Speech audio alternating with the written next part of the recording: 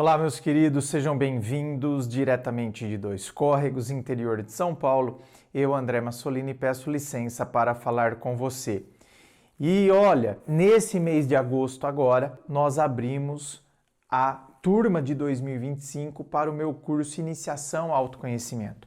Muita gente ano passado não conseguiu entrar na turma do ano passado. Quando viu, já tinha encerrado as inscrições. Então aproveite. Você que quer se conhecer, você que quer começar lá desde o começo, Como que é de fato autoconhecimento? Como que eu inicio isso? Quais os exercícios?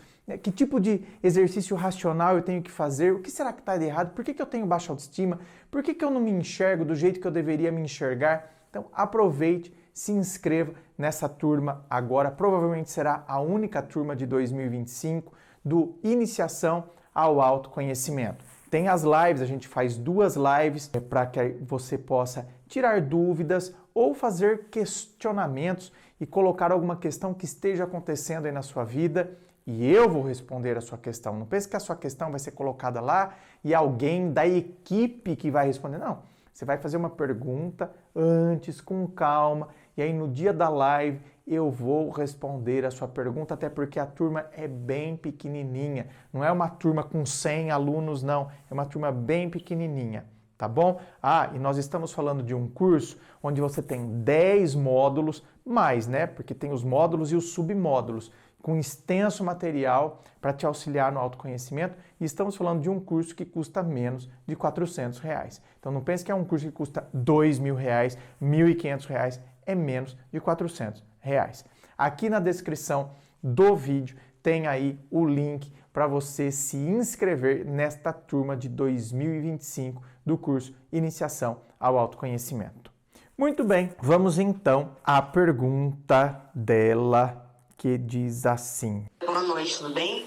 Eu amo os seus programas, viu? Há pouco tempo agora eu terminei um relacionamento porque ele não me procurava sexualmente.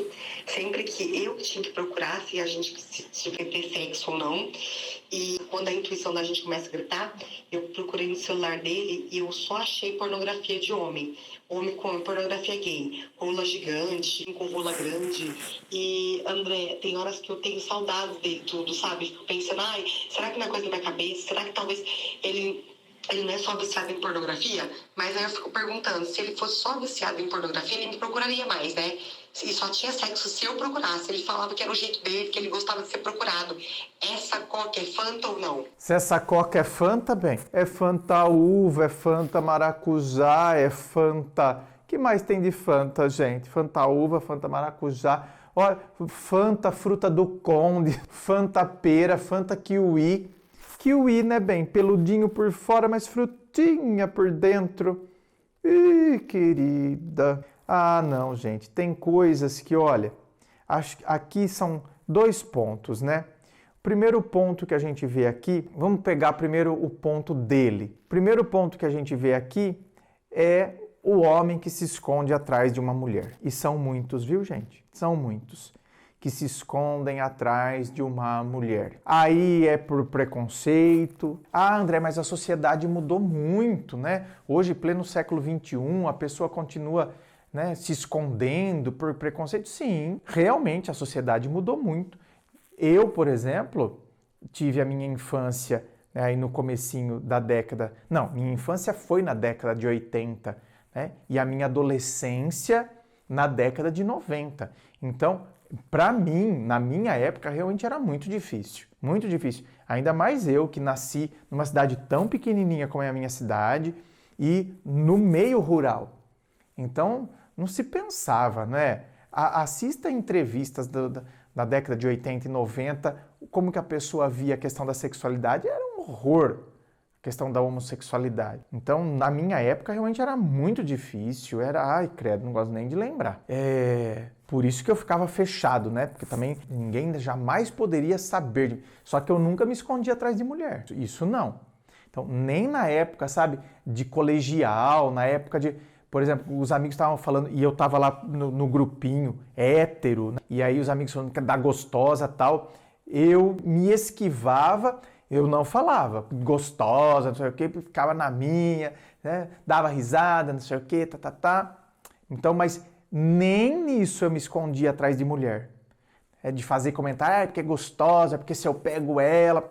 Nem atrás disso eu me escondia, não. Então, nisso eu sempre fui honesto. Morria de medo de alguém ficar questionando minha sexualidade e tal. Morria de medo que alguém pudesse estar desconfiando. Mas eu não me escondia atrás dessas coisas, não. Tem gente que se esconde. E aí, não é só por questão da sociedade. É questão que, às vezes, a própria pessoa tem o autopreconceito. É como se a pessoa não conseguisse se enxergar gay.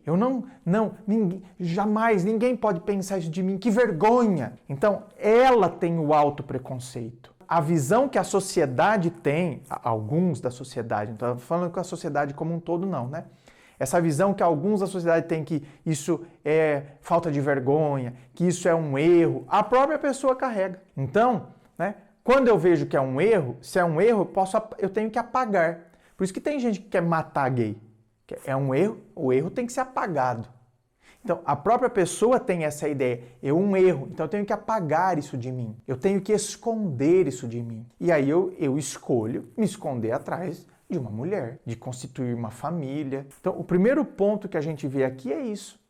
O primeiro ponto é por que o cara se esconde atrás de uma mulher. Muitas vezes por causa disso. Agora, tem outros casos que o cara é desonesto mesmo, né? Porque assim, ele se esconde atrás de uma mulher, mas não é porque ele tem todo esse autopreconceito, não é por isso. É só porque ele quer se esconder mesmo. Sabe por que eu estou dizendo isso? Porque ele se esconde atrás de uma mulher, só que ele não fica totalmente camuflado como aquele que não consegue se aceitar. Tanto que ele fica saindo com os outros caras na maior. Tá cheio também disso, hein? O cara nem disfarça. Ele dá em cima, ele canta outros caras, sabe? E nem tá preocupado em esconder. Então, por isso que o cara se esconde atrás de uma mulher, mas o cara é um safadão. Porque ele se escondeu atrás de uma mulher, mas não tá preocupado de esconder a sexualidade dele. Se duvidar, olha, eu já vi casos, gente, que o cara quis se esconder atrás de uma mulher e depois começou a cantar o próprio cunhado, ou seja, o irmão da mulher dele. Nem disfarçou, você tá vendo? Nem fez questão de esconder, cantou na lata o próprio cunhado. Então, primeiro ponto, a gente reflete isso aí, os caras que acabam fazendo e entrando por esse caminho. E o segundo ponto, por vezes, de mulheres que também têm muita dificuldade de enxergar. Porque tem cara que não vai dar pinta, né, gente? Tem cara que você não vai falar que ele é gay. Até pra mim, até eu, que sou, né, um conhecedor do ser humano e sou gay. Então, para um gay é mais fácil reconhecer um outro. Mas olha, eu vou falar pra vocês, eu já vi cara que tem caso com outro cara e que como eu atendo pessoas, eu sei que o cara tem caso com o outro, mas, por exemplo, aquele outro, que inclusive é casado, eu nunca desconfiaria. Nunca. Sabe o que é nunca? Nunca. Nunca. Porque o cara não tem um trejeito, não tem... Pelo contrário, é até meio ogro. Então, eu nunca desconfiaria daquela pessoa. Então, realmente, tem cara que, olha, vai estar acima de qualquer suspeita. Agora, tem outros que, pelo amor, né, gente? Pelo amor, não. Mas dá umas pintas. Pintosa, né? Pintosa. Dá muita pinta. E ainda assim, a mulher não enxerga. Ele está quase usando as carcinhas dela e ela não enxerga. E aqui, minha querida, aqui você está quase por esse caminho. Porque você pega tudo isso no celular dele, que eu nem vou repetir, as coisas que você pegou no celular dele, nem vou repetir, certo? Só que aí, né, eu fico pensando, será que não é coisa da minha cabeça? Você sentir saudade, eu entendo. Por quê? Porque às vezes bate a carência, entendeu? Então, queira ou não, era um parceiro. Sabe? Eu estava junto com ele. Então, era um parceiro. Apesar de não me procurar sexualmente, mas era um parceiro, era um companheiro, queira ou não, né? A gente cria hábito, cria rotina ao lado da pessoa. Então, sim, sinto saudade? Sinto saudade. Agora, entre eu sentir saudade e achar que é coisa da minha cabeça, com tudo que eu vi, será que ele só não gosta de pornografia? Tudo bem, querida, ele até pode gostar de pornografia, mas com as coisas que você relatou aqui, se ele fosse hétero, as coisas que você relatou no áudio aqui, e ele gosta de coisa grande ainda, né? Vocês conseguem imaginar um hétero ficar olhando essas coisas? Então, será que ele só não gosta de pornografia? Sim, Se gostasse de pornografia, estaria assistindo filmes pornográficos hétero. Então, minha querida, quando você fica aí pensando, né? Ah, será que não é coisa da minha cabeça?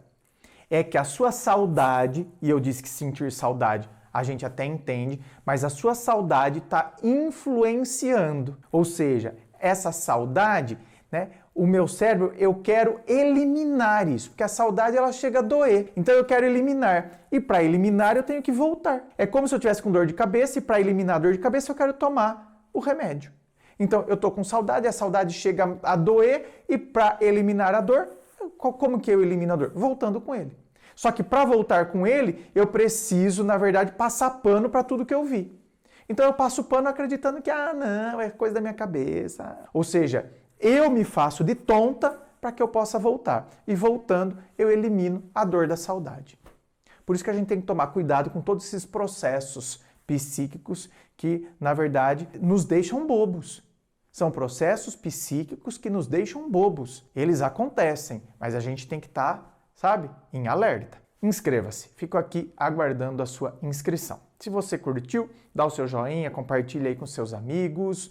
Muito obrigado, beijo no coração e, é claro, um forte abraço.